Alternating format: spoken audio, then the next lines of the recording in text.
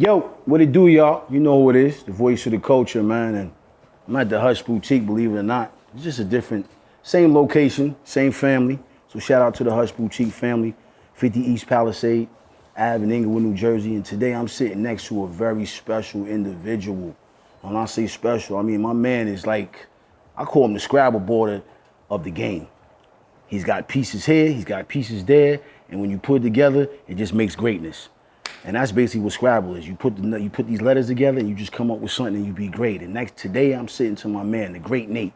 Yes, Welcome sir. to the Appreciate you having table. me, man. Thanks for coming back. Yeah, we had to reschedule, but you know God is great. Yes, sir. And first of all, I want to congratulate you on everything that you've been doing. Your success all around the board. Yeah, appreciate that, You man. know what I mean? And it's a blessing to see a young black man flourishing in life, but also educated. Smart, intelligent, know how to handle any room he's in. I salute you for that, King, and I admire you. Appreciate that, man. I admire even like the OGs, like you guys, teaching us the way, because without you guys, we wouldn't be able to navigate all these different rooms we're in life and all that stuff. So I give you your flowers, too. I appreciate that, my brother. But for the culture that doesn't really know you on my end, Sure. explain to them, first and foremost, what do you do? Yeah, so basically I would say like I'm like a Swiss Army knife. I'm a businessman. I work in sports. I do consulting. I help nonprofits out. So I would say like an all around, just like an all around businessman. I started out in sports. I worked at the NBA for a long time where I kind of like, that was my introduction into not just sports, but how business work, networking work, being in the rooms work, how to broker deals, seeing athletes from a different light, not just as like spectators, but actually like the business of sports. And that kind of just got me hooked. Started my own consulting business, and then we just took off from there. Okay. For those that also don't know, where you from, Chief? Yeah, I'm from Irvington, originally born and raised. Shout out Irvington. If people don't know, that's right outside Newark. We always scream Irvington because when people just put us in a box like we're in Newark. Right. Obviously, I love Newark. My family from Newark, but yeah, originally from Irvington, New Jersey. Yeah, been out there. Was born and raised there. That's why I just got my love, my hustle. Understood how to make something out of nothing. Right. You know, Mom Dukes, same story. She was just trying to make it work. Right. Like superhero type stuff. And then I just learned, which was one of my biggest attributes, that I just know how to make anything work. Because we had to make it work. Because, coming up poor, you got to make lemonade out of lemons. So I just learned how to do that. And I use that as kind of like my superpower now. Right. And when a lot of people panic, I don't panic. I'm always going to find a way. It's always a way to scale a cat, multiple ways. So I can always find a way to make something happen. Yo, and honestly speaking, King, I noticed that about you. When I sat back and I did my homework, it was like, you always I never seen, of course, social media, we don't show the other side of our life, the frustrated. But for some reason, your demeanor and your character just always showed me, like, I'm just going to lay back and I'm going to be cool with it. Yeah. I'm not going to force it. I'm not going to push the issue. I know what I want to do and I know what I'm going to get out of it. Yeah, and the crazy thing is that is, it's cliche, but like faith, man, you got to believe in something, even if whatever, you believe in, and I just let that be my God, my guide in life too. Like, everything happens for a reason and everything is kind of like predetermined for us. If it's meant to be, it's meant to be. I'm going to put the work in, I'm going to do what I need to do, and I'm going to put it up to the big God and pray to him. And that's kind of like just been my saving grace. And one thing I've always learned too is you always appreciate the valleys more than the mountaintop. The valleys is where you learn. That's where you grow. That's where you grind. That's where you deal with the anxiety. You deal with the no's. Like you need those valley tops. And I see the people that have like longevity in this game, they've been through those valley tops. Because that makes you appreciate the valleys so much. Because that makes you appreciate the mountaintop that much better. Right. And on your journey, you able to a young brother, black man coming out of Irvington. But now you in rooms with individuals that's a lot older than you, different nationalities, but you still stand out and your presence is always felt. Yeah. That confidence, I believe, comes from that Irvington, that Newark, that, I'm going to stay tough, I'm going to stick my chest out, I'm not going to be arrogant, I know I'm the shit, but I'm confident. Yeah. And one thing too is like when you're in the rooms, like they couldn't grow up how we grew up. They didn't deal with the adversity, so you got the advantage. So you got to carry that. It's something. I think sometimes we carry that as like a deficit, but no, that's your strength. Because they couldn't even involve half of the stuff. Seeing your mom crying over bills, lights getting cut off, not knowing where your next meal is. You know, sometimes like walking just to get back home is going through a war zone.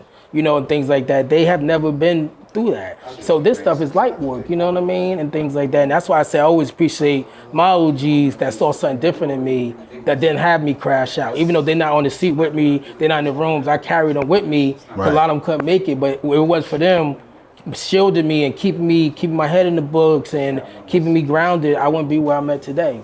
So I feel like in Son Simpson's word, it's like you keeping the torch lit. You never forgetting. I respect you for that. You're never forget. Any room you're walking, you're still the kid from Irvington in the back of your head. Yep, always that, man. You know what I mean? I'm that young, black, strong, educated. Let's be clear, educated, because you know the coach needs to understand education is very important in this game now. It is education. You can't run from it. I always tell people that, like, whether it's formal or informal education, you got to educate yourself. Your craft, you got to be a student of whatever you want to do. That's the first part of it, because a lot of times, Meek, what happens is a lot of people say they want it. I want this and that. And you give them a little bit of opportunity, and then they didn't do the research. They don't understand the history of what they want to do. They don't know who the power brokers is. Who should they be talking to? You know, all those small things. It's just small things. One of my biggest things, I have it in my office too, is singles win championships just as much as home runs. Yo, please look into the camera and tell the coach that. Singles win championships just as much as home runs. I've seen so many people always try to hit it out the park, homers, but singles win too. Singles get you. Pete Rose, supposed to be in the Hall of Fame, rest in peace. He the single king. One of the best players of all time. He didn't hit home. Ichiro. All these players are great players. They don't hit home runs. They're Hall of Famers, they're legends, because there's multiple ways to do it. And you keep hitting singles every single day, you're going to get to where you need to be. Stop trying to hit homers because you're skipping steps. You know, that's real that you said that, because I know this to the culture. We had that conversation when we gambling on FanDuel. Yeah. Like, yo, stop trying to get $1 million in one night.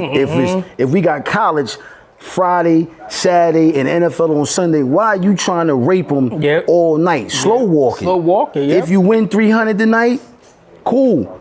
If you win, you know what I mean? So I get where you're coming from, and I'm glad you said that, because it can be used in any form or aspect in life. Just get on base. Eventually you get home. Eventually you get on base, eventually you get on, and you get your reps in. Right. You're getting those reps in. Like, you're not going to just go to the gym and start bench pressing 300 pounds. You got to get reps in. You got to train your body. You got to get trained, you know, because so many times we want these opportunities, but we haven't done the education. We haven't had the reps. And then we come in, we like a deer in the headlight. And just like we know, like, you know, in the hood, you smell somebody's food, you know somebody that. Right. They know that when you come in there. You're not experienced. You're not on top of your game. You food for them. That's how you get in bad contract. That's how you get bad negotiations, because you ain't on top of your game.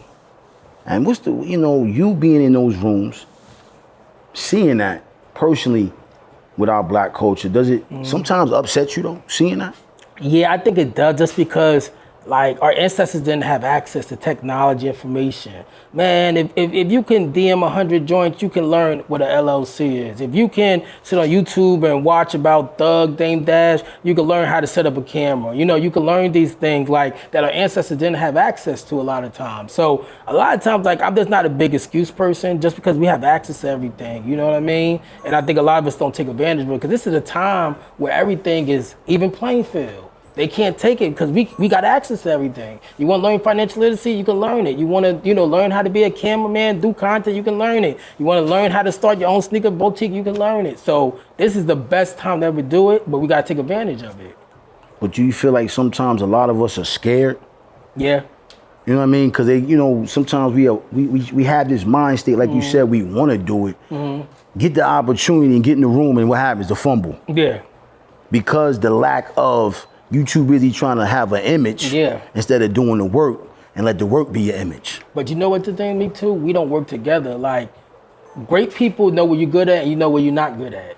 Like, we have to build communities around each other. So if you know someone that's been in rooms, more experienced, pick up the phone, holler at them. You know what I mean? Give them some insight and things like that, to know, like, hey, Meek, if Meek is more experienced in this realm and I'm going into this big meeting, let me just pick his brain. but let me work together. You know, community. We don't like they don't know everything, but they work together. You know what I mean? Right. We got to do more of that. You know what I mean? Work together and be in community with each other. You know what I mean? And stop this competition. You know what I mean? All this like, man, you can do so much more together, and that's what I always tell as the people. We got to start working more together, because we never gonna get. You can go get so like. You can get so far as by yourself, but you need that unity, that community, and they have that. Yeah, you know they what do. I mean? And they have that. yeah. And they have the resources. Mm-hmm. So that makes them a double entendre, you know what I mean? Yeah. We don't always have the resources, but our community is strong that'll put the resources together. Yeah. You know what I'm saying? I feel like sometimes brothers are scared to ask questions because they don't want to let you know what they're doing. Mm-hmm. So they feel like, nah, I can't go to Nate, because then I'm going to sound like I don't know what's going on. Yo, but why not? If he's fucking with you, Yeah. and you got love for him, that's your brother. Yeah. Yo, bro, I'm about to step in here. How should I even go about this? Yeah. I gotta ask you a question, because Sure. we just dabbed into this. Yeah. And it's always great. Where did it all start from for you? You know what I'm saying? As a kid, did you play sports? You know what I'm saying? Was you into sports? Yeah, I've been in sports like baseball, basketball.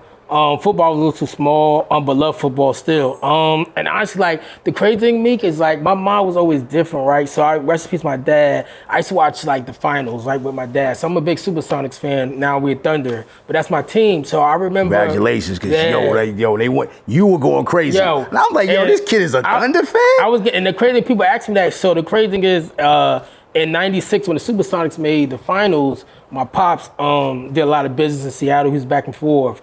And I got hooked on it because you always have the Seattle gear and stuff like that. And I got like started like Gary Payton, Sean Kemp, Hershey Hawkins, that whole team. So I got hooked then.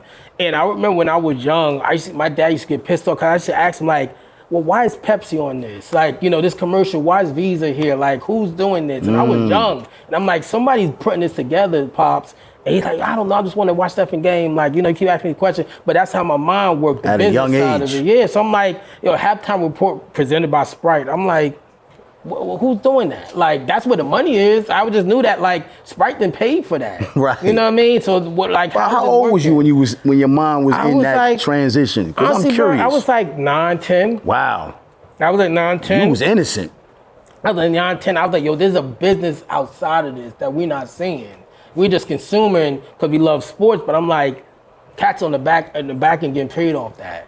You know what I mean? Most of the time, I knew even though I was young, I was like, they probably don't look like us. And that's how much context I had. Like when I was young, I was like, whoever getting paid the big bucks behind the scene, they don't look like me and you. You know? So I knew I was like, I gotta just get into that, see like what's going on that side of the business. Wow.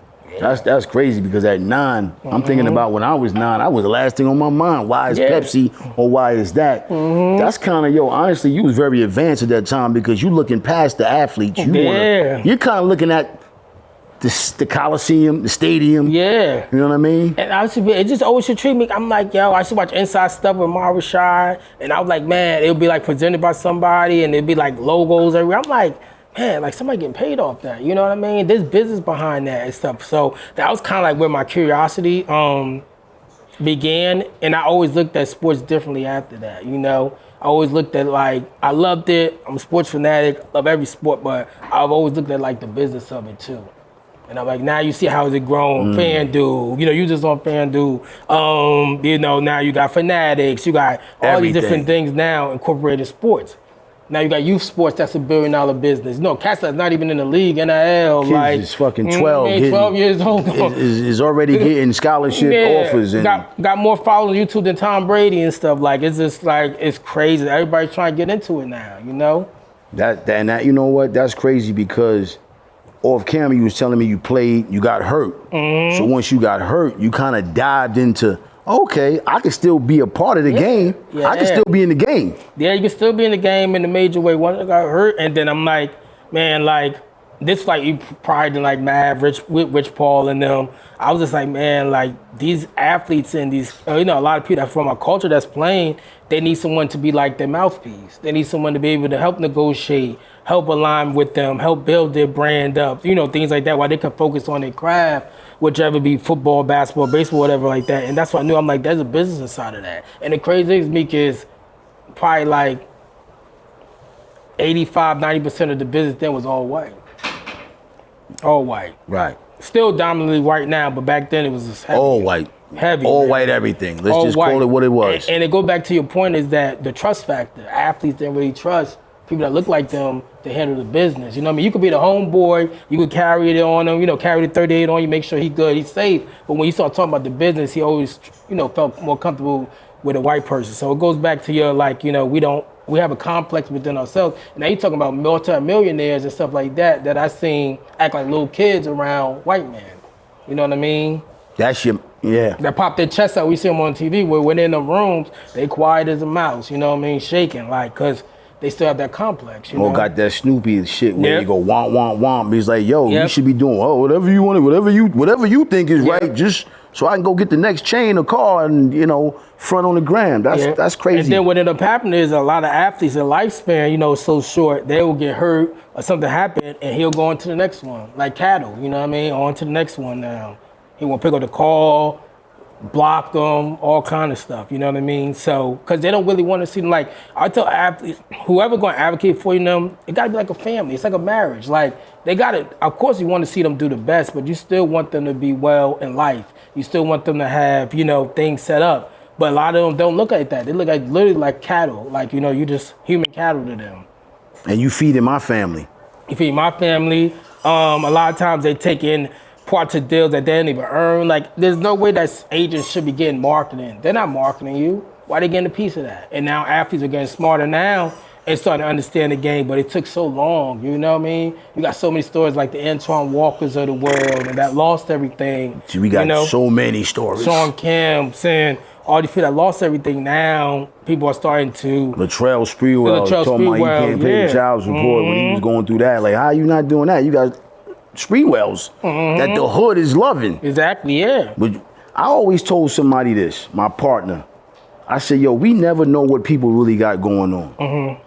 Just because a brother got $100 million deal, he could be $200 million in debt. Yeah, that's shit, man. So we gotta stop getting caught up on what, they got you don't know the You back. don't know what they got going on. Or what the agent, what he owes the agent. You gotta think, whatever you get, Uncle Sam gonna take half of that. Before anybody get paid, anybody get paid, Uncle Sam gonna take that.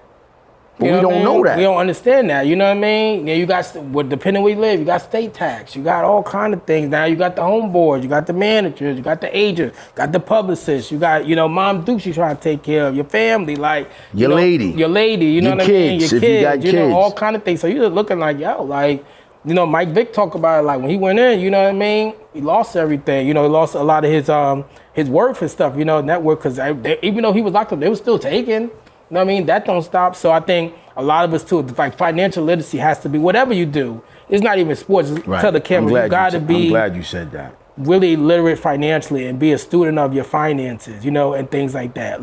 To this day, Oprah, she look at every check, you know what I mean? Everything like that. She don't let nobody just write no check for her. She gonna go vet that out. But we so much that, hey, because we trust them so much, we like, hey, I don't care what you do, I'm not looking at anything, you're gonna take care of that. We see time after time that, they take advantage of us. Look at Tim Duncan, all kind of stuff. That was crazy. I'd have never thought, you know what I'm saying? But it goes back to what I said. We don't never know what's really going on when them lights and that camera is cut off. What's going on in that room?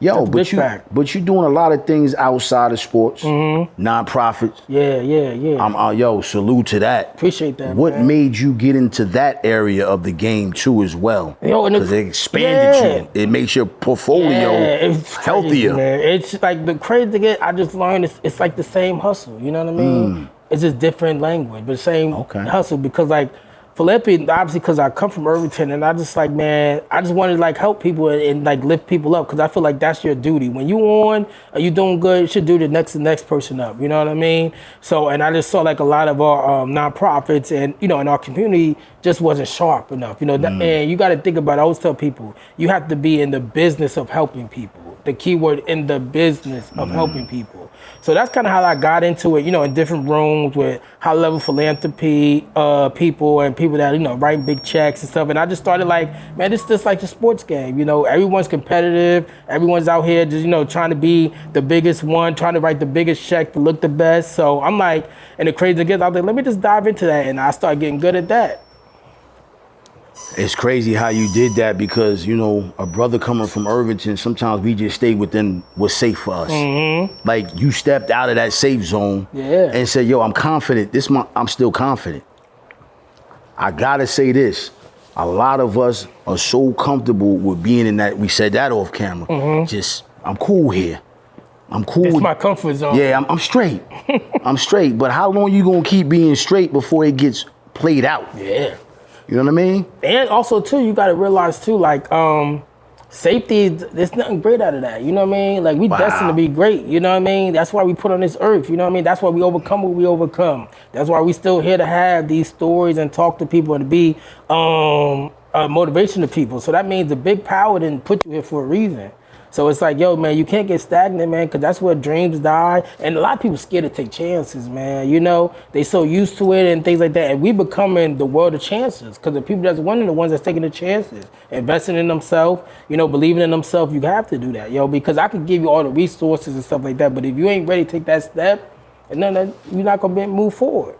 It's crazy you said that, too, about the chances because when I was incarcerated 26 years ago, I sat down with a brother from D.C. He said something real. He said the realest shit to me. He said, "Yo, we'll sit in this prison." I was in Southern State, and we in the TV room. He said, "Yo, we'll sit down here and come up with a plan to push 100 keys. You try to link it with him. You try to link it with him when you get home to do some illegal shit. But we won't come together to do the right thing. We're scared to take the chance on doing the right thing, but we'll take the risk we'll risk our freedom on some monkey shit." Cause it's conditioning. That's all we conditioned to know. You know what I mean? And that's what we've been programmed. That's why I think like it's so important to like step out your comfort zone, talk to people that don't look like you, do things that you normally do, like shit, pull the chessboard out, or fucking like, you know, do like small things that, you know, that challenge you. And then you start to see the world differently and stuff like that. And I always tell people like exposure important, man. I always tell young kids that like you gotta be exposed to more, because then that exposure, you build your network up, your relationship capital. When you come home, somebody might help you with an LLC. They might help you get that loan. They might say, hey, don't go out the bank, I'll loan you that because I believe in you. You know what I mean? Or I know somebody that could be able to help you. So that's why I think a lot of times we stay in our box because we don't expand our network. And we don't form proper relationships. We'll build relationships on the street, on the corner, but we don't build those proper relationships because if anybody that can hustle on the street, you could be a CEO of a Fortune 500 company. Wow. That's real shit. It's the same thing. It's the same thing. It's literally the same thing. Because you would think and strategize and figure out a way how to make sure, get A to B to C to D. It's the same game. Yep. It's like, shout out, I ever heard of like Wall Street Trapper. Like he literally came home and he basically teach people like the stock market is the same thing as the street. Literally the same thing. But I feel like in our community, we don't trust each other. Yeah. So that's where we go left at. Yeah. I'm not going to trust him because he going to try to do some backdoor shit because brothers and sisters have we backdoored each other for decades. Yeah, that's true. So it's like, how do we, you know what I mean? We kind of here with it. Yeah. I think we start with ourselves, you know? I think like what you guys doing, you, Tim, everybody that you guys doing, working together with your media company, I think that's how we start. And we just constantly be examples for people. And people that's gonna get on the train, cool. But unfortunately, you can't help everybody. Right. You know what I'm saying? But people gonna mimic that and see what y'all doing. Like brothers coming together, just, it's no ego, everybody just working to get it. People gonna start mimicking that. You know what I mean? They gonna start wanting to do that on their own self. So you could inspire 2 black chefs that come together, 3 black chefs, 3 people in real estate, or 3 people in sports. Like, people mimic what they see, you know what I mean? And I think that's what it starts with us, you know what I mean? Yeah. It starts with us. But the crazy part about it all is that, you know, we get caught up in self. Yeah. And like you said something, it does start with self first. But self, I learned not to be selfish in a negative way. It's okay to be selfish. Yeah. But be selfish to the point where you're not hurting others. Yeah. But you're helping others. I'm doing it, like I told somebody the other day, I said, yo, I'm not in competition with nobody but myself. The one person I was yesterday, I want to be better today. Yeah. Because I got kids that need to see that. Yeah. Because I don't need them to learn from, I take that back. Not saying I don't want them to learn from somebody else, but it's good to have that at home. Yeah. Because it starts at home. That foundation. Yeah, the foundation, man. Yeah, and the thing is too, with a lot of us, and I see like, people want you to they always want to keep you in the sun position, you know what I'm saying? Like, we got to stop that too. People want to see you good, but never better than them. Like, once you start to rise, then it's like, people ain't picking up the phone no more. everybody acting different. Every time you see him, it's a comment made. And I think that's just super corny. Like, you're supposed to, like, open the door for somebody to pass you. And then they do the same thing to somebody else. That's how you keep the cycle of success going. You know, but us, we just always in that, like, all right, cool. You know, I open the door a little bit for him, but then when he start bringing that door open, I can't really fuck with him no more. Yeah, because and now, that's corny as hell. he's going to the next. Yeah. You scared he gonna go higher. So that means you lack confidence. Yeah, you lack confidence in yourself. And shit, if he go higher, then he can open the door for me. But no one sees that. Yeah. You just see that it's the ignorant way of us thinking Yeah. that, nah, fuck that. I can't let Nate be fly than me. Yeah. I gotta outdo him. Why not? Yeah. My man, Nate, he sucked in baseball and I'm gonna let him. Yo, he might have sucked in baseball, but he's a genius in marketing. Get with him because you trying to do marketing, idiot. Exactly. Yeah, people you know what I'm saying? That. They don't understand. Then we got all this like machismo and ego and you know and we don't work together, and then we like it's like we disrespect each other. It's just like, man, and I see it all the time, and I'm like, bro, we got to get out of that mentality, man, because at the end of the day too, and also too, we got to give people second chances too. You know, people that are on, like, don't beat on the man because you made a mistake. Right. Help him. You know what I'm saying? Because somebody had to help you. You know what I mean? And I think that's corny too, when you get to a certain level where like you want somebody to be perfect. You want somebody to be in a meeting knowing everything. I've never been built like that. I'm like, yo, you know, we gonna learn. How you can learn if you don't make mistakes? Right.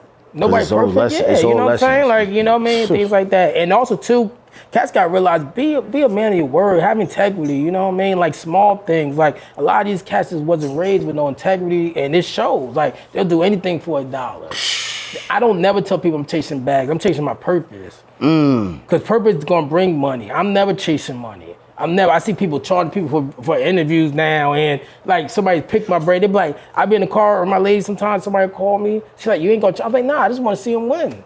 I don't want nothing from that, you know what I mean? But we get all these cats now that get to a certain level, and it's like, yo, you don't remember when you was out grinding, eating ramen noodles, you know what I mean? Like, you forget, you get amnesia. And that's sucker shit, you know? And the crazy thing is, because the same people that you shit on, when you go up the elevator, the same people you're gonna see coming down. That's how life works. All the time.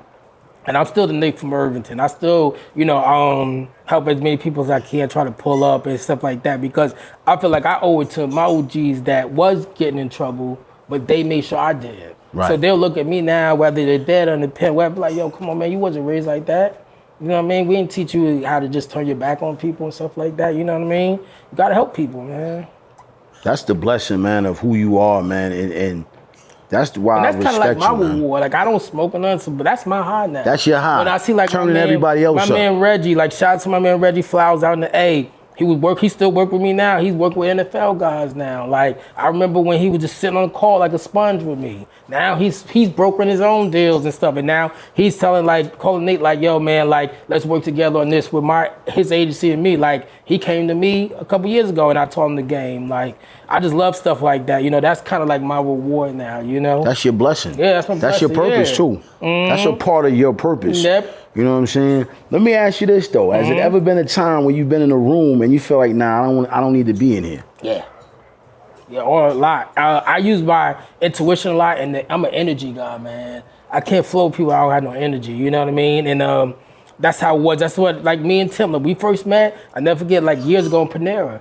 And it was just the energy, man. Like, it was like, man, the energy was good, both solid dudes, and we just started locking in. So I could feel it. Like, I feel like, you know, if, like, one thing too, like, when I get in the meeting and stuff like that, I just don't want to talk about business right away. I want to see who you are as a man. You take care of your family. You got morals, integrities. Can I vet you out? You know what I mean? Like, stuff like that for me to be comfortable, you know? Because a lot of people, like, they'll get in my face and they could put on a good show, but they learn they flaw. Like, you know what I mean? They ain't taking care of their people, or they doing anything for money. So, like, I listen to keywords. So if I talk to somebody and they first thing like, yo, man, let's get to this money, let's get to this bag, I'm like, I can't rock with you. Cause you do anything, you may kill me. You know what I'm saying? Like, real talk, you may take me out for a bread. Like, I just like, that's just how it makes you nervous. Yeah, it makes you nervous. Like, hold on, you too eager. Yeah, I don't know how you taking care of your kids, or you good husband, like, are you good person? Like, I don't want to do all that. Like, if you want that, and a lot of times, like, I'd be like, tell people like, nah, I'm good. Like, that's what good to like, be in a good position where you can say no. You know what I mean? That's dope. You can just do things that you really align with, passionate with. You know what I mean? Where I'm like, nah, I'm good, but you know, I thank you for the opportunity, but I'm good. Because I literally did that like 2 days ago. Yo, that's crazy, because some of us are so in the hole that we gotta take anything just to get some air. And then you taking stuff that's not who you are. And you don't move. In order to be successful, you got to move with clarity. You got to remove take that out the picture. But a lot of people don't want to do what it takes. Like, yo, if you hard on money, garbage man, they're hiring. If you hard on money, Walmart is hiring, so that you can really run your business and do it the right way. Where you're not chasing money. I tell you, when people chase money, they never get to where they want to be, because you got to be purpose driven first. It got to be passion, purpose, research. Like, that's what it got to be. Can't just be about the bread. It's really the love of the game. Yeah, look at LeBron. Obviously LeBron James, but you see the pictures of him in Christmas playing, and when he's a kid, he love it. Tiger Woods, like Tom Brady, they actually love it. Now everything else comes with the perks, but if you don't love it, you're not doing it for the right reasons, man. That stuff, you're gonna be here today, going tomorrow. Gotta ask you this: how much of this shit is mental though? Because I feel like it starts up here, and not just so much thinking, more like having a clear mind to be able to think correctly. I think it comes with self-love, man. You gotta love yourself. You gotta look in the mirror and be like, yo, I'm him. You know what I mean? I'm a king. I come from kings. Like, you know what I mean? We come from a dope lineage. You gotta have that confidence within yourself. Right. And then you just start to see it like in your vernacular, how you move. You just like, yo, it's like some out of body experience to me. Like, I don't even know I felt like this. I didn't know I could close this deal. I didn't know I could go down the street and then get an advertising deal, you know, for my platform, all kind of stuff. So I think that's the way it started, you know what I mean? Because I think a lot of times too, like, we don't really love ourselves, know that we kings, you know what I mean? Right. You gotta know you're a king. That's why I always say peace, king. What up, king? Like, me that's too. who we are. You know what I'm saying? Oxygen, king, you know? champ, all day, champ, you know king, champ. Yeah, I'm calling you a champion. Because that's what we gonna win. You know what I mean? We ain't go. That's that MJ 6 for 6. You know what I mean? Facts. He knew before he got on the court. He's like, yo, we ain't gonna lose. And you see the whole team felt that. Right, and believed in him. That's the key to it too. People believing in the situation, man. And one thing to me, like, people like have such a deep reference, like people like Tom Brady and them. And the reason why, and I use it in life, is that even though Brady got 7, right? He didn't always win, but his team always knew he had a chance because of him. Because of him. That's all you can give. You can't guarantee a win or loss in this game, but you know I got him. I got a chance. We're gonna be here. And then we let it play how it play. And that's why I think true greatness is in life. Like your wife, your kids know, me gonna be here. Well, as long as we got Meek here, we all right. Yeah. And that's real, because let's just, sum it up on some real shit. Tom Brady's not the best athlete. No. He's not the greatest athlete. No. And he's not the greatest quarterback. No. He's just great. And when I say great, you pick it out how little things. Right. And like you said, the little things matter. You said that in the early interview. The little things matter. Tom Brady, like, he don't got the arm of Mahomes, Peyton Manning. He don't got the legs of Vic, but he got the little things, leadership, the small things, research, being addicted to the grind, his diet, like the will to win, like, you know what I mean? He just has those little things that you really can't teach kind of cats like that. And that's what makes him, like, even like that, like, to that level, looking like Giannis. Giannis ain't no great ball player. In the beginning, he was... Yeah, he was good, but like, it's just his will. Kobe too. Kobe too was trash in the beginning. All these cats is trash, but they're gonna sit there and they're gonna do the little things that people don't want to do every day. Floyd too, like Floyd, who gonna want to run 2 miles 4 in the morning every day? You know what I mean? Who gonna want to sit and watch boxing tape for 10 hours a day? Sit in the gym all day, you know what I mean? Stuff like that. Like, and you even doing it now, like Saturday, you could have been out doing anything. You know, cats at the mall, people chilling, watching college football, watching Ryder Cup. What you in here? You in here working. Yeah. You know what I mean? And that's what cats don't see. Right. When they see me get on, they're like, hey, how you do it? But they don't see this. Right. Because I just went to work this morning, truthfully, then came straight from work, showered, and now we sitting on the couch. Like, they don't see that. But like, it goes back to what you said. I'm passionate about what I do. I love this. I love sitting down, kicking it with people, and I love giving other people an opportunity to tell their story, because people don't know their story also influences me. You gotta stacking good days. Man, so I'm just blessed, and I'm sitting next to you. I just constantly keep learning more and more about just that I'm not bugging out. Because you can have a conversation with somebody else, but when you hear somebody else that you're not with every day, say the same thing from a whole nother side of the globe, whole nother side of you, it's like, okay, I know I'm not bugging the fuck out. I know I'm kind of where I need to be as far as where I need to go. I gotta ask you this though, man. I gotta ask you this, man. Being a young black man, you ever felt discouraged? Yeah. In these buildings? Yeah. A lot. I would tell you a crazy story.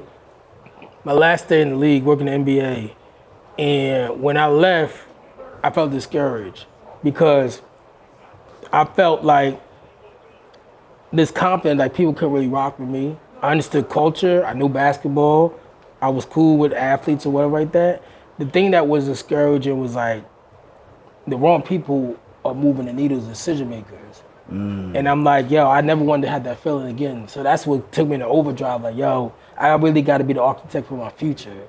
You know what I'm saying? And things like that. That was probably that. And then obviously, like, yo, let me tell you, Mickey, like, deals that didn't go through, meetings that I thought we killed, people went different directions and stuff like that.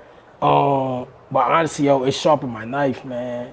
I needed those times to be discouraged and stuff like that. And I just never let it, like, you feel down for a minute, but you got shit, because you're human, but you got to shake it off. That's the mental there. Like, you know what I'm saying? Like, Brady gonna miss a throw, but he gonna shake it off. He gonna throw an interception. Yeah, he might sit on the bench, he gonna slam the tab, and he gonna curse somebody out, but then he gonna shake it off. You gotta shake it off, man. Because a lot of times if you don't, it's like a cancer, it starts to rot in you. If you don't go back at bat, you're gonna start losing your swag, you're gonna start losing everything. You got to, like, hey, take it, like, take this blow, take this hit, you just gotta keep going. Right, because that's one thing my pops always said. He used to be like, yo, it's like stepping in dog shit.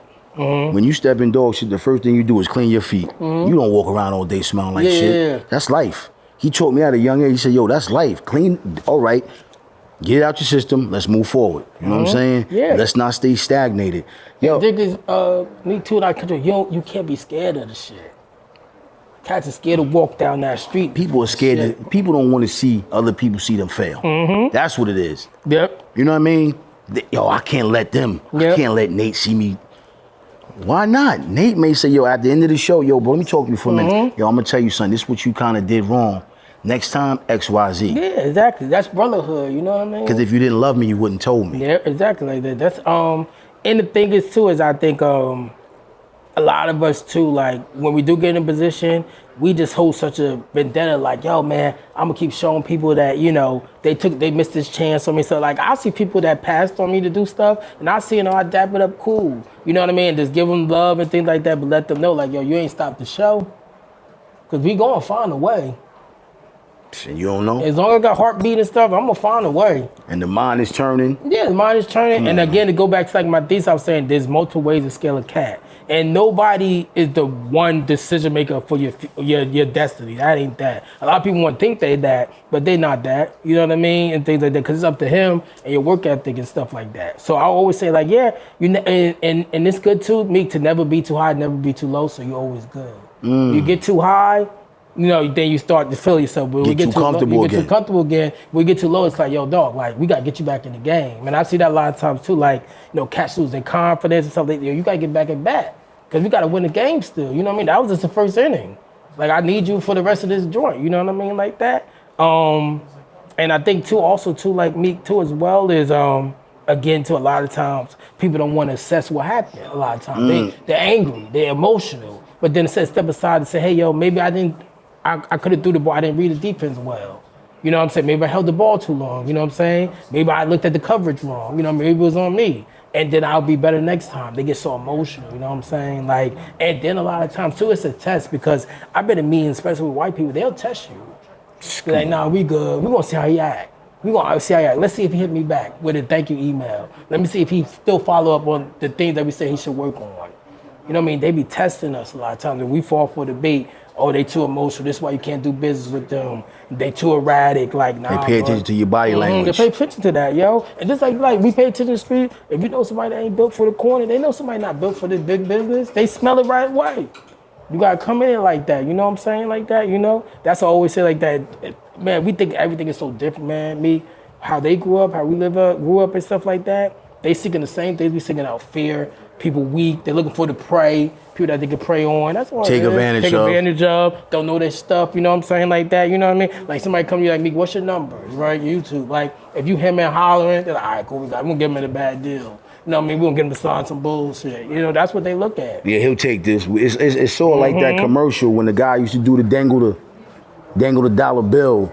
You know what I mean? Come and get it. Yep, exactly. You know what I mean? Yep. Come and get it. And you dangling that dollar bill because you know you don't, okay, we throw him 50, we gonna make, it's just a mind game. Yeah, they'll fit there on that and stuff like that, and they can't never do what you do. I gotta ask you this, bro.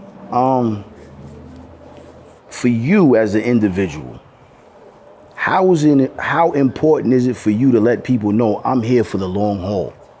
Oh, it's important. In your business. In my business, I think it's important. I think it's always important to let them know, like, regardless if this go through or not, you're gonna eat regardless. Like the Cam, they said to pay for, I'm gonna eat regardless, and that's why something I always carry on me. Like, hey, we love the deal, we love to do the partnership, whatever it is, the business, but if it ain't, cool, we're gonna go on to the next, you know what I mean? Because some people think they're gonna stop the show. They ain't gonna stop, you can't stop the show because it's all, like I said, predetermined. And this is a passion that, the higher power to put in your heart. So he ain't put in your heart for no reason. He gonna see you through. And sometimes it's a blessing, man. I tell some people this. Like sometimes I tell people like, some people think a door closed is bad. Sometimes that's God bless you from a burning building. Yep. That's God bless you from a burning building. Yep. And you look about, yo, damn, you look 6 months, a year later, about, yo, damn, thanks, man.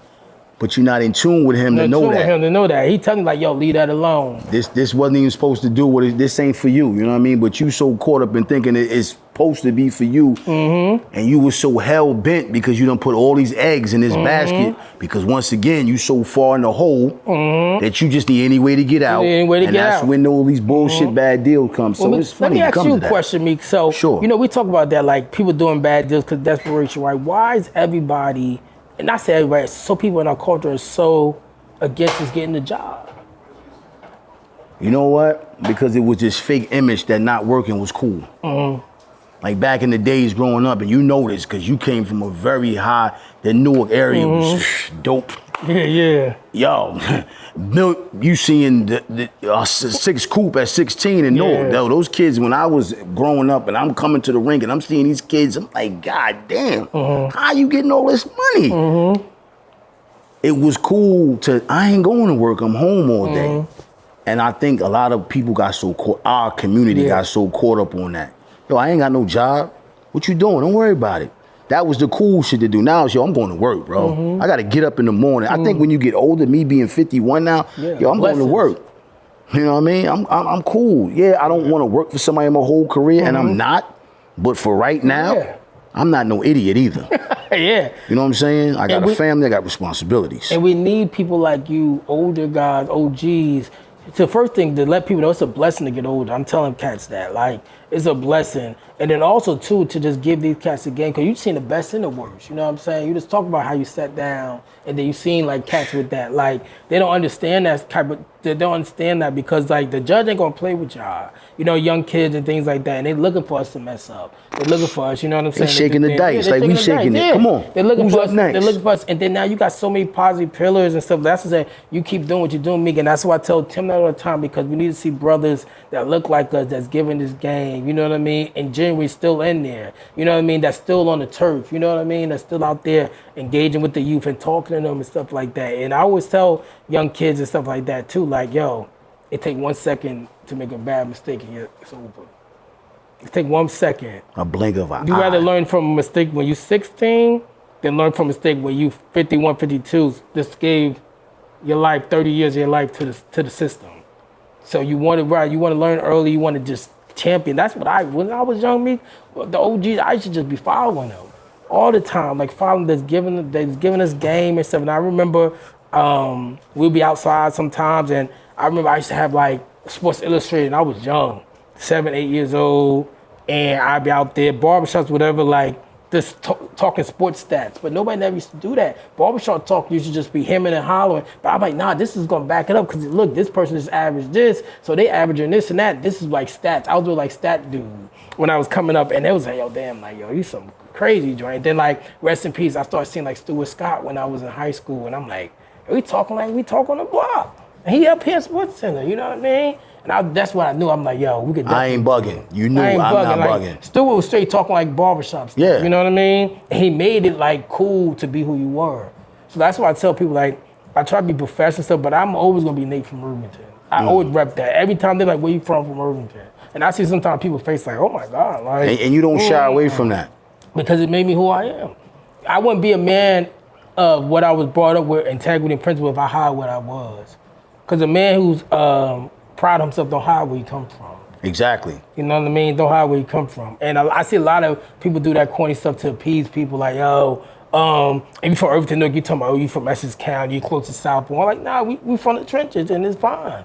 That's You know what I mean? that's even like our boy Tim. You know, Yeah. I didn't know he was from Lincoln Park, and it's funny because I like I told Tim in the interview, yo, I be up there. So for you to be from Lincoln Park, but you still, you know what I mean? You can't judge anything by his color. No, you And can't. he didn't like, yo, I'm from Patterson. I'm from I'm from Lincoln Park. I grew up in and I tell people all the time, yo, I live in Inglewood. I grew up in a two-family home.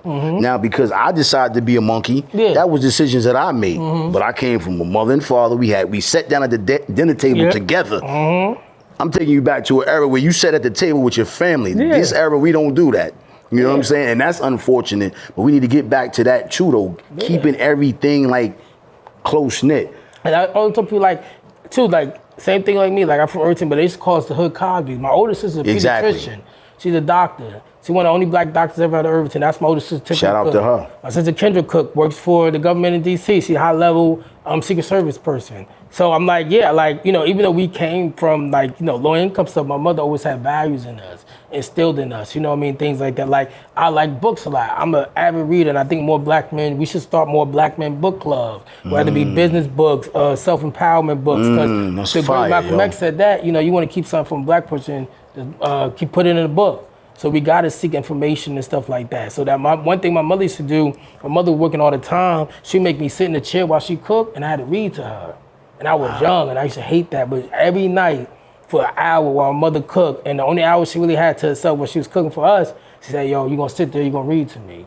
And it kind of like, when I was young, I hated it, but now like I love books and stuff. So I really want just like, my mother probably is like the greatest person. I feel like she's probably, I could never be, no matter what I accomplished, what my mother was. You know what I mean? Stuff like that. She's still those kind of values in us. My mother was from South part of Newark. First black high school class to ever integrate Velsbrook High School back in the day. My mother graduated from Rutgers, you know, and then she couldn't get her dreams because she had my sister.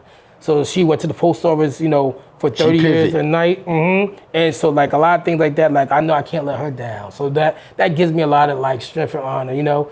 And, you know, I take care of my mom now, give her what she need, what she want, but I don't think she always tell me like, yo, just help the next person.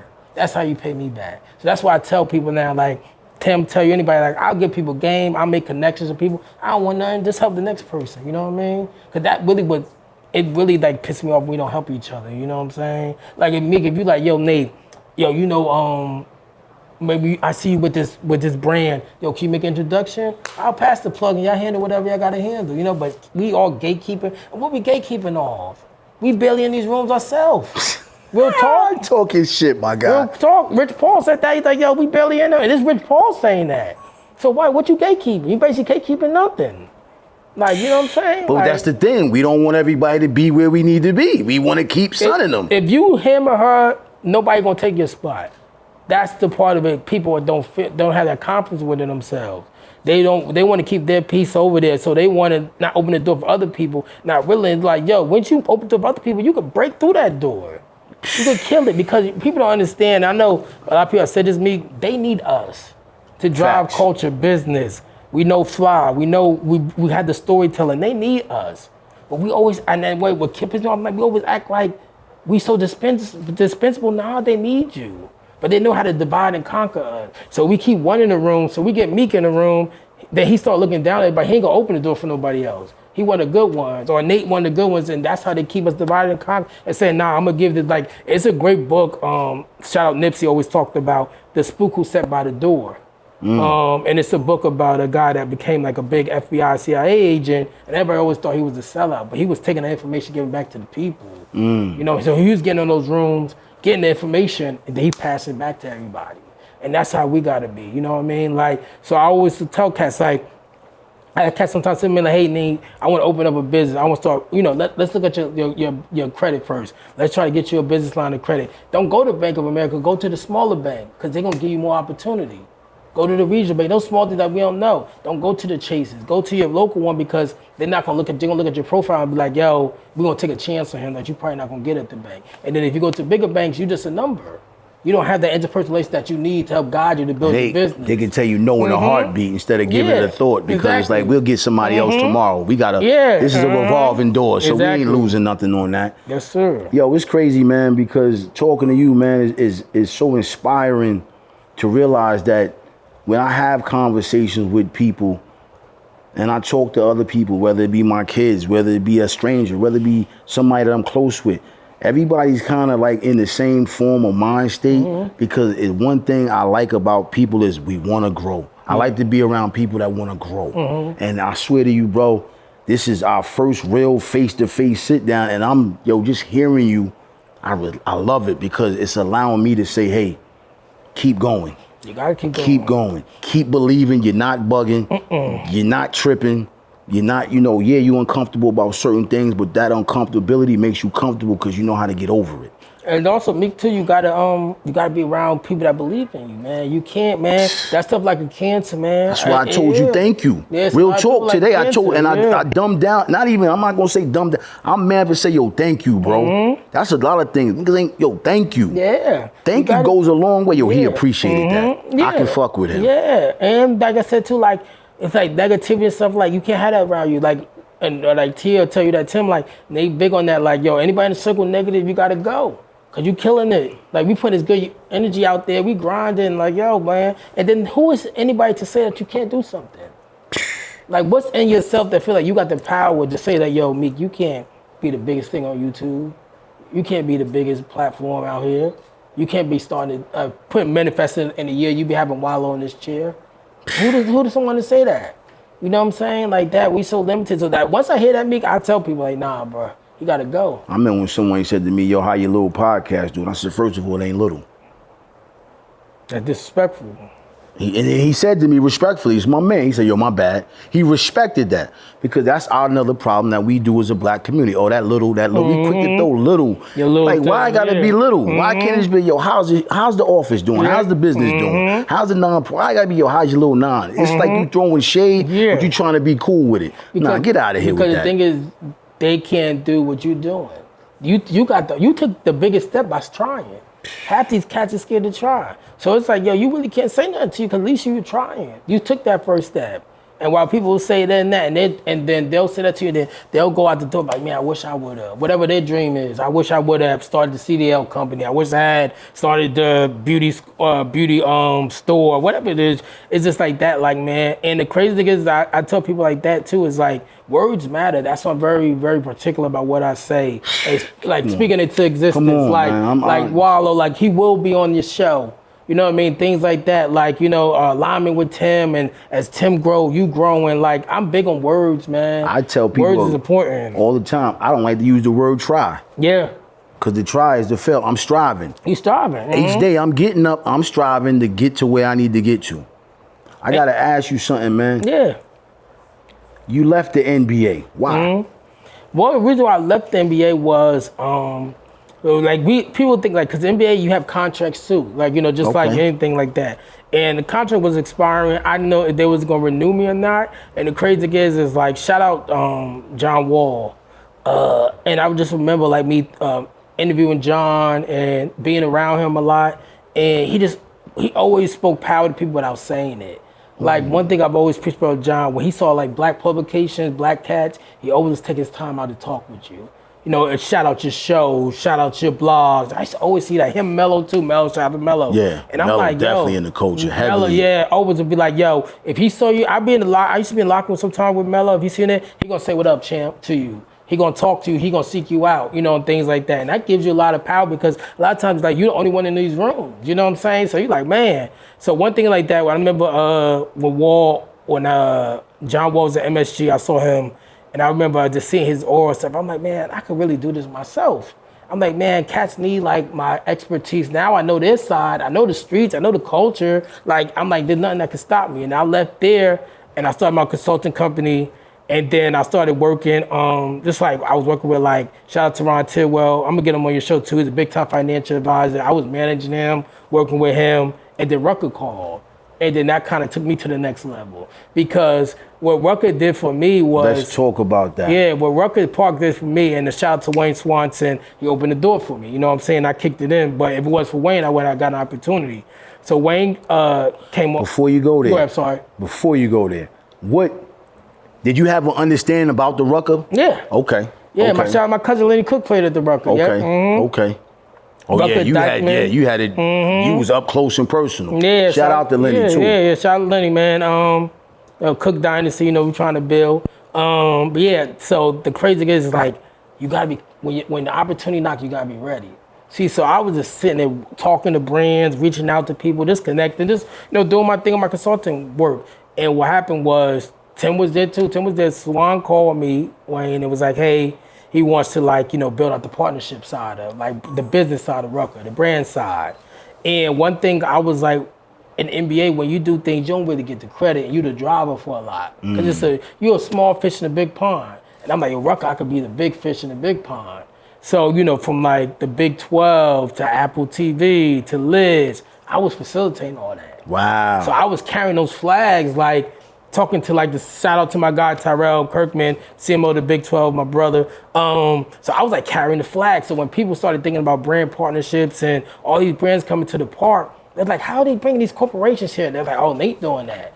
So then that just started opening doors for me and things like that, because I was able to talk to our culture, but then I was able to make it make sense from a business standpoint for the corporate side. And I was just bringing those two together and stuff like that. And that just got me a lot of different opportunities. Shout out to everybody at Rucker, legendary park. If you've never been there, make sure you check that out, Rucker Park. It's like the Yankee Stadium, it's like Wrigley Field, it's like Fenway Park. It's Madison Square Garden. Madison Square Garden. If you're a sports fan, once in your life, you got to attend Holcomb Rucker. Now let me ask you this.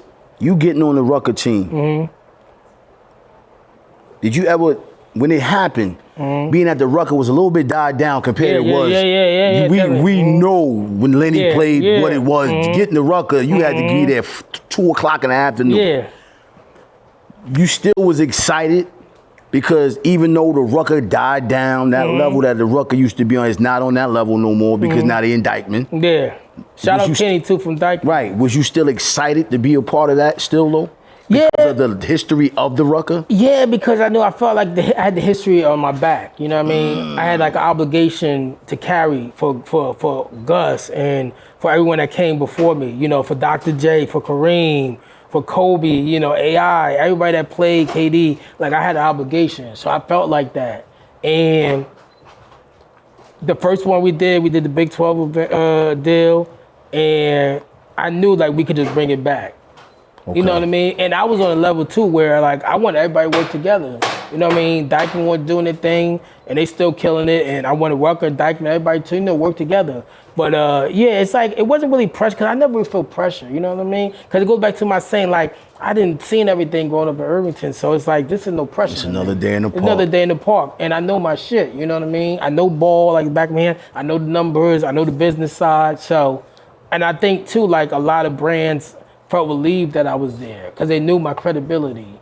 They knew what I could do. So they all right, if Nate carrying the flag now, we got good money, let's go get it, That's dope, because a lot of people, you know what I mean, would have been like, yo, Rucker ain't Rucker no more. Yeah. I ain't messing with that. The jig's up. You saw and you knew this is Rucker, baby. Yeah. Let's stop it. We just had to revitalize it to make it make sense for 2025. You know what I mean? That's it. You know what I'm saying? I mean, and the thing is, you got to think me too. When Rucker was Rucker, it was the only thing on the block. Now you got so many different. You got Dykeman. You got a West Kingdom. Fourth. You got West Fourth. So at the end of the day too, it's we can do what we can do with Rucker and bring it back. You know what I mean? It's just be able to speak to the brands and stuff and making them excited again. So I think that we've been doing that for the last couple of years. Yo, salute to you, a kid coming from Irvington to Harlem. Yeah, it's crazy, man. That, I don't know if you ever thought about that in your spare time. Kid from Irvington, you're not from Harlem.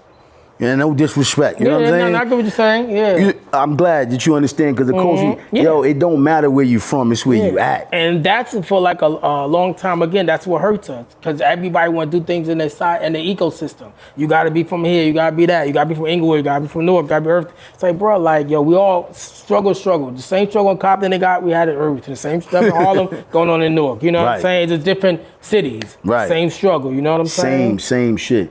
Yo, but also outside of basketball, man, I see you at hockey events heavily. Yeah. You know, you fell in love with that. Did you do any partnerships or any branding with that? Now, hockey more of a, like, I'm a fan of. I'm still working. Like, I got some stuff cooking up probably to do in the hockey space. What I want to do is I want to teach hockey to the underserved youth in the cities. I want to teach like hockey, golf, things like that. They honored me at I was on the big screen at the Devils game like the week of my birthday last year. So one thing too about hockey is people don't even know black people started hockey in the 1800s. Like, do the research. Like, black people started hockey. You just gave us a culture moment lesson that is going to be a clip. Yeah, black people. I didn't know that. Yeah, black people were big in hockey. You know what I mean? But then again, it get colonized like everything else. You know, and then we kind of leaned away. Like, people don't even know lacrosse. Like, Jim Brown was a lacrosse player. I didn't know that. Yeah, he was a lacrosse player at Syracuse. Lacrosse was his first love. See, but you would never, people would never think about that. It's just and they never talk about that. Never talk about that. You know what I'm saying? And things that they don't talk about. So yeah, those things are like extremely, extremely important and stuff like that. Like even for like perfect example, if cats don't even know, like with hockey and stuff, we could play hockey. You know what I mean? We good with hockey too. It's just that we haven't been taught it. It's not ingrained in us. Golf, anything what we put our mind to, we could dominate. Yeah, facts. Anything you put, cricket, anything, just give us that, whatever they do, we could kill that too. But let me ask you this though, talking about that, do you feel like sometimes they just put the basketball courts in the ghetto and not the ice rink? Yeah, I think so. I think that's intentional to keep us out, you know, but I think it's also, it's imperative for people that are in these rooms to be steward of that and introduce people to that. Because people don't know what they don't know. You know what I'm saying? Like, you could have like the next Wayne Gretzky from the hood, but he never been exposed to that.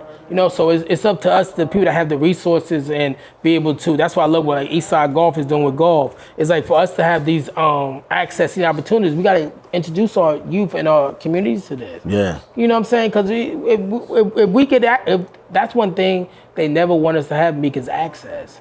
Once you get access, the game over. That's why they used to call access is granted. Yeah. Why they got over us if we got the access now? Nothing. Now they gradually start to move out. It's like, okay, the blacks are moving to we gotta move over here.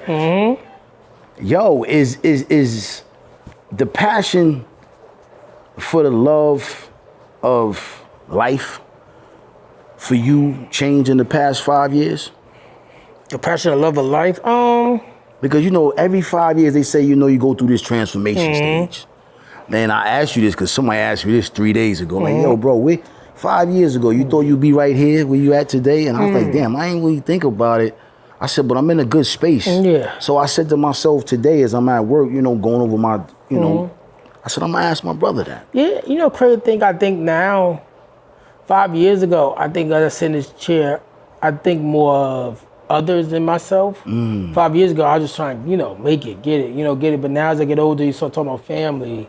You start talking about people depending on you more. You start talking about like me being a man, like being a man of the family, like being like, as my older, like my dad died out, my uncles, like now it's up to me, like people looking on me as like the OG and stuff like that. And mom's calling more now. She needs more than she needed 5 years ago, you know, attention and stuff because she's getting older. But you're able to give that to her, you know what I mean? Without trying to figure out a way how, it's more or less, all right, I'm on the way. Yeah, you know what I mean? Stuff like that. And that's one thing I tell people too is like, my family stuff mold me, you know what I mean? Like, and I wouldn't be nothing without my sisters, my mom, you know, stuff like that. So this me now being older, just thinking more family and stuff like that. That's why we went to Bermuda last week as a family. So I think good out there too, thanks, man. Appreciate that, yo. He was flea out there. I think that, yo, and I appreciate that. And I think like that just me like you think older too, like, you know, like you're just like more legacy now, you know. Yeah. I'm not just thinking about, all right, let me put this play together, you know, and I get some bread in front, but I'm like, yo, all right, like how do we really start making our last name mean something as a community, you know what I mean, coming together, you know, doing things like that, you know, and putting people in position. Like if I know like JD Sports got an event, I'm gonna holler at Meek about it. If I know like somebody needs social help, I'm gonna holler at Tim about it and build up that community. You know what I'm saying? That's what I think of doing. Like really, I really think of like a maestro. Like I really think like Jason Kidd. Like I'm a playmaker. I would think about that all the time. As I'm talking to you, as we kicking it, and I'm getting to know some things that I didn't know, I feel like you are the playmaker. Yeah. I feel like you're the plug of the plug. Yeah, I feel like that. You know what I'm saying? Because, and shout out to you doing the JD Sports in Harlem on 125th. Yeah. If you haven't checked that out, please big, pull that up. Yeah. My man was in Harlem. This once again, I'm saying all this, it just dawned on me. It's a kid from Irvington. Yeah. On 125th Street, one of the most iconic streets in Harlem, in a well-known brand store. Yeah. Yo, putting on again. You know what I'm saying? So it's brothers like you that can bring the inner city golf into us. Yeah. They can bring the listen, we need to put a hockey thing in this community. Yeah. Because I know some young individuals that love to play hockey. It's brothers like you that's in the room. That's why I say you the plug of the plug. Yeah. You know what I'm saying? You doing that. Yeah. I gotta ask you this question that's been on my mind this whole time. What for you says, okay, this Mitchell and Ness is for John. Putting a brand together with an individual, how do you know, or maybe it's a two-part question. You see a brand and like, man, I don't want to do that, man. I ain't messing with pony. Yo, we got a pony deal on the table. Yo, Meek, I got a pony deal on the table for the round table. I'm like, man, I don't wear pony, my nigga. Yeah, you're like, yo, come on. Yeah, that happens a lot. Yeah, you know what I'm saying? But it's like you like, yo, Shy, I see it. What makes you decide to say, hey, this is a great fit? I think honestly, it got to be authentic. It got to be alignment. Like, and that's why it goes back to research. So like before bringing Pony to you, Meek, I would know what you like.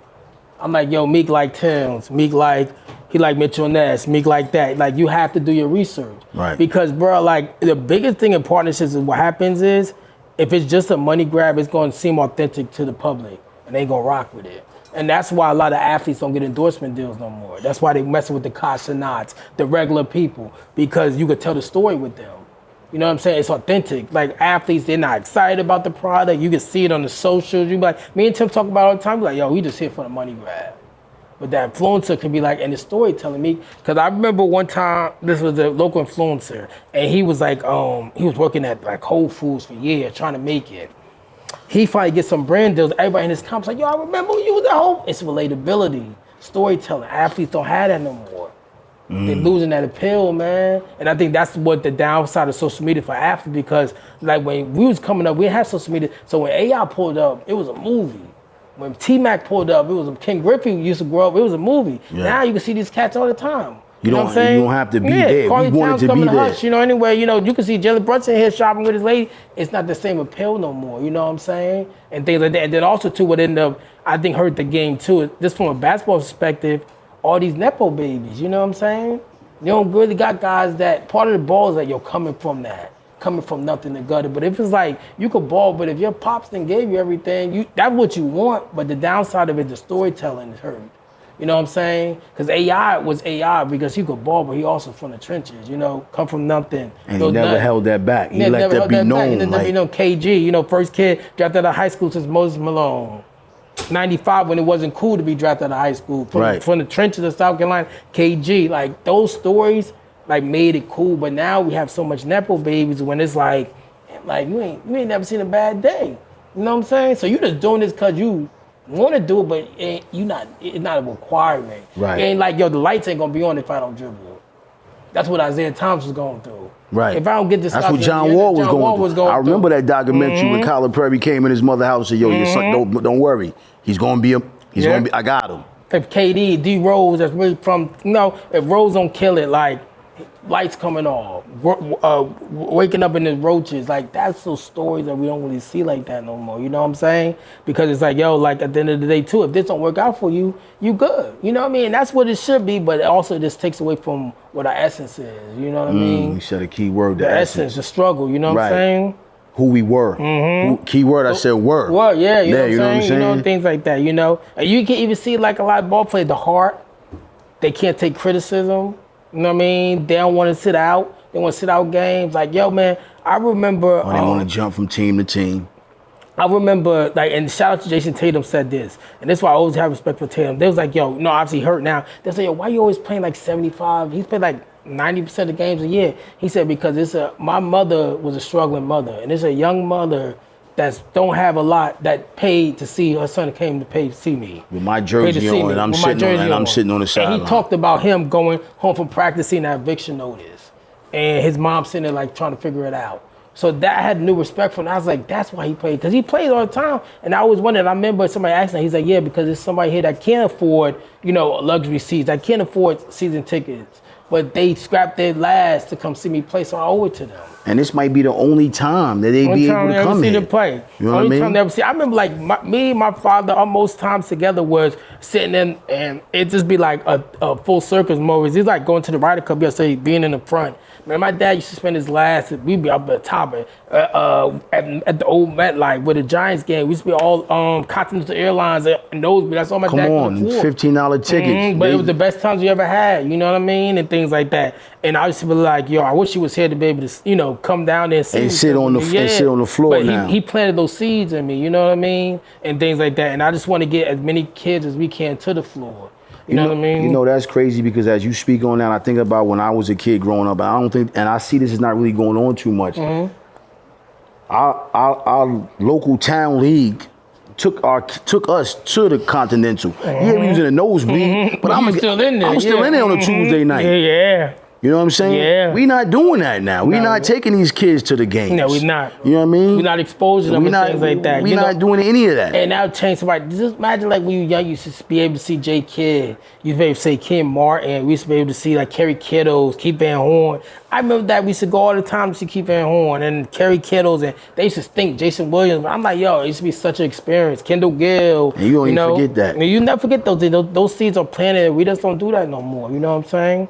And I think the league, and I think basketball got to get back to that. Got to get back to the Is it only NBA that you think that's doing that? Or is it, hey, if you can't speak on it. No, go ahead. Do you think it's just the NBA that's just kind of like, or is it all the sports together? No. Because we used to go to Yankee games. Like, this is what that's what I did when I played Pee Wee sports. They took us places. We got in the van, the recreation van. Because sports become so much capitalism now. You know what I mean? It's not really community no more.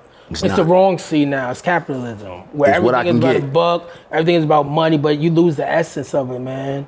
You lose the essence of it. And I think that's what it's going to have to, but you got to get back to, because you got guys that make whatever it is, football, basketball, they don't appreciate it no more. You know what I mean? They're entitled, they give. I remember when I used to come up, and I remember AI and all these guys, they'll sign every autograph.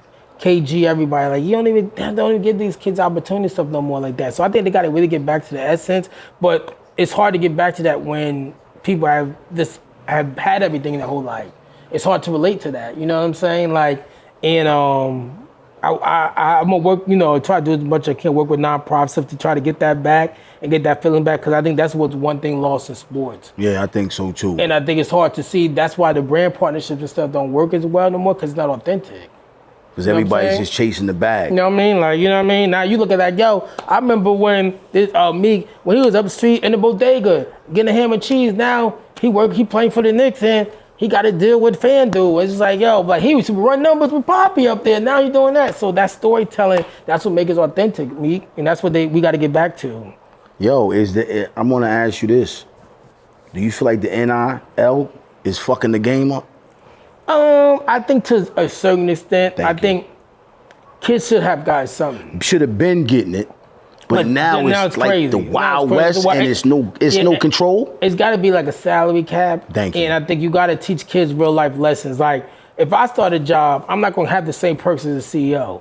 So what you do is have a salary cap and really base it off whatever the salary cap is, and you base it off your real name, image, and likeness. Say every player gonna make this. This is what everybody's gonna make. This is standard. Now, Arch Manny's line may be longer than offensive lineman line. He has name, image, likeness. Or it could be like Ryan Williams for Alabama. His line gonna be longer than the offensive line for NIL, but that's part of life. Do you think that's gonna cause any type of division within the crew? I think it would or whatever, but I think it's up to, which a lot of those cats like Shador used to do that. You got to take care of your people then. So if you have a longer line, make sure you take care of your offensive lineman. Make sure you take care of your defensive tackle that has a helmet on. Nobody knows him really like that. You know what I'm saying? Take it up, but you got to have a cap because it's just wild, wild west. Right. Because number one, too, you teaching kids just to chase the bag. That's wrong. Look what happened with quarterback from Tennessee. He went to go chase the bag at UCLA. He could be playing against Georgia, Alabama, elevating his profile every week. Now you're at UCLA, you got the money, but y'all stink. And no one knows who the hell you are. Just fire your coach, like, yeah. It's a gift, but they getting the vibes wrong. You know, parents want the money. Everybody hear about NIL. They're being the vibes wrong. You know what I'm saying? You want to chase, you want to get what you worth, but you also want to be with structure, where you can learn, where you can really develop, because these cats not being developed. At all. And coaches, like, you know, the Nick Sabans of the world, they don't want to coach no more because, like, yo, I can't even talk to this kid. So if I'm hard on Meek, he going to just transfer. And he really hurting himself because he not being developed.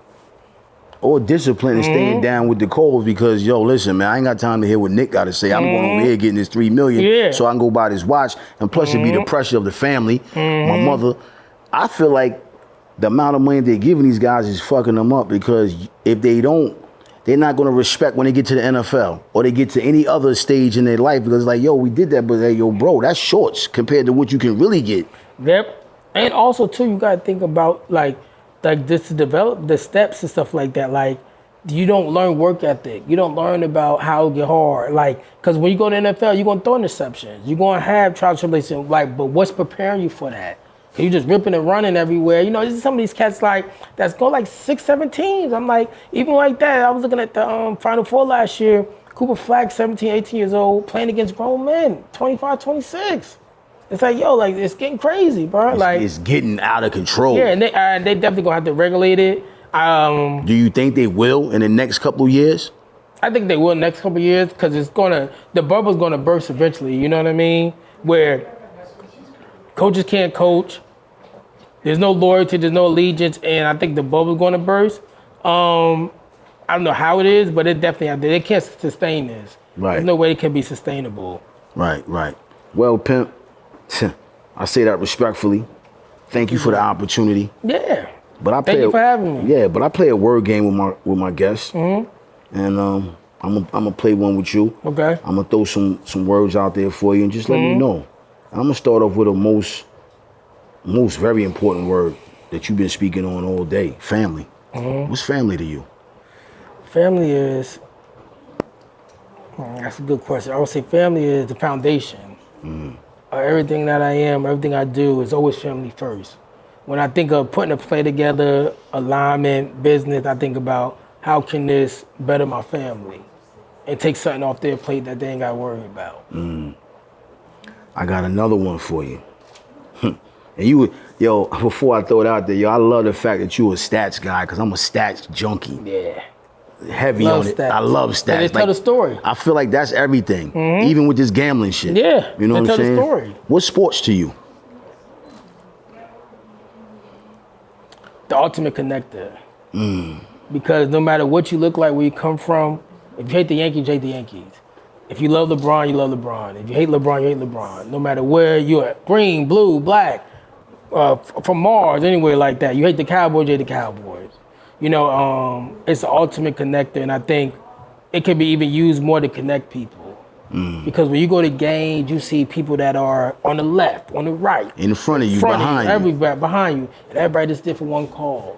That team, or the Buddha Hell album, I love them. Right, and you know what I mean? In that time, you high-fiving. Yeah. And you forget about it. Like, yo, I've been to games so many times where I have like real stuff going on, either with my lady, family, whatever, and I just forgot about it for 3 hours.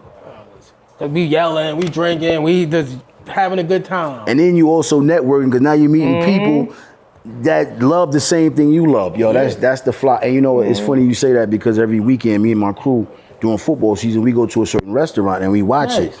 And they have a group of older white folks that just, you know, they watch their team. But they know us because we've been doing it so many years. So now we done came together. So now it's like, hey, how's such and such doing? Over these years, we done built a relationship with these older white people. You know what I'm saying? Much love and respect. And it's always, yo, we held the table for you. Where's the rest of the guys? And they come over, they shake our hand and give us hugs. So it's all about just that. That's what sports does, because it's sports. In my life, I would never bump into them people that, but just because I love the game, and we do what we do. I got one more word, man. Yeah, no problem. problem. Get ready for this one. Nate. Yeah. You. Disruptor. Disruptor. Anywhere I go, I try to be disruptive. In a good way. I would say that disruptor. You know what I mean? Really like changing stuff. You know what I mean? And I would say a Swiss Army knife. I like how you used that earlier. A Swiss Army Because it knife. has many different components to it, Yeah. but it works the way it needs to work. Yep. Big. Appreciate your dog. Yo, you know what it is. It's the voice of the culture, man. Shout out to the Hush Boutique family for always rocking out with us, man. Yo, we appreciate you, man. I'm sitting next to, man, the Swift Army knife himself, the disruptor. And listen, stay tuned, because we're going to drop this thing and it's going to go up. But also, tap into my man. Get involved. Hit them up. Where can they find you on your social if they have any questions? Yeah, any questions for me is social everywhere, Mr. Urban Sports and Entertainment. Mr. Urban Sports Entertainment, that's my hashtag. That's what I live off of, because sports is a foundation.